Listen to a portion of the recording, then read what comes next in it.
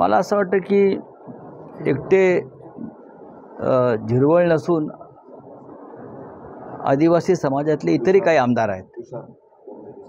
मी नाव ऐकलं, खोसकरांचं नाव ऐकलेलं आहे, राजेश पाटील आहेत, त्यानंतर ते अकोल्याचे आमदार आहेत, किरण लमाटकी काय असं. आता विधानसभाचं साधारण हा मुदत संपत आलेली आहे आणि हे सरकार जे आहे मिंध्यांचं, हे या सगळ्यांच्या पाठिंब्यावर आज टिकून आहे. त्या झिरवळ आहेत, त्यांच्याबरोबरचे इतर 4 आमदार आहेत ज्यांनी पक्ष सोडला. पण प्रत्यक्षात या सरकारमध्ये किती अस्वस्थता आणि अस्थिरता आहे हे आज तुम्हाला परत एकदा दिसलं. ज्या पद्धतीने या सरकारनं आरक्षणाचा विषय हाताळला, मग तो जरांगे पाटलांचं उपोषण असेल,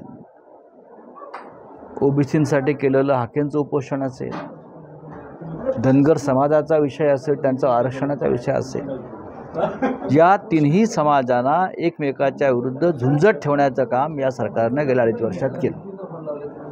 आणि शेवटी आज आमदारांना मंत्रालयामध्ये वरून उड्या मारण्याची वेळ आली. सुदैव आहे की ती जाळी लावली आहे. ती जाळी पाहूनच आमदारांनी उड्या मारल्या असतील. पण या आमदारांनी ज्या उड्या पक्षांतर करून मारलेल्या आहेत त्या अधिक धोकादायक होत्या. आणि त्यांनी या उड्या अशा मारल्यामुळे त्यांच्यावरती मंत्रालयात उड्या मारण्याची वेळ आली.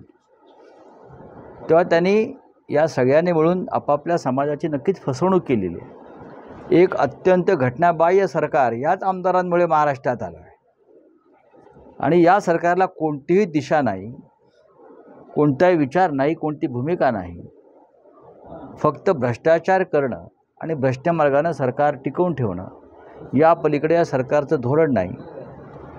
मग या राज्यात चाललेली उपोषणं आहेत आरक्षणासाठी, त्याच्यावरती दिल्लीतले अमित शहा सारखे नेते येतात ह्यांचे आणि चिथावणी देतात की अशी उपोषणं, अशी आंदोलनं होत असतात, आम्ही त्यांची फार गांभीर्याने दखल घेत नाही. हे या सरकारचं नेतृत्व दिल्लीतलं सांगते आहे. ही बाब इतकी गंभीर आहे की महाराष्ट्रामध्ये लोक उपोषणाला बसलेले आहेत. आपला जीव त्यांचा गमवण्याच्या मार्गावरती आहेत. आणि देशाचे गृहमंत्री जे भाजपाचे नेते आहेत, जे या सरकारचे प्रमुख आहेत खऱ्या अर्थानं, ते म्हणतात होऊ द्या उपोषण, माणसं मेली तरी चालतील. त्याच्यामुळे अशा उड्या त्यांना माराव्या लागतील आयुष्यामध्ये. पण नक्कीच नवीन सरकार आल्यावरती आम्ही याकडे लक्ष देऊ. आजचा प्रकार अत्यंत दुर्दैवी आहे की आमदारांना उड्या माराव्या लागल्या. यापूर्वी शेतकरी उड्या मारत होते, बेरोजगार अशा प्रकारे उड्या मारत होते आणि त्यांचे प्राण वाचवण्यासाठी जाळी लावली. आता आमदार उड्या मारत आहेत.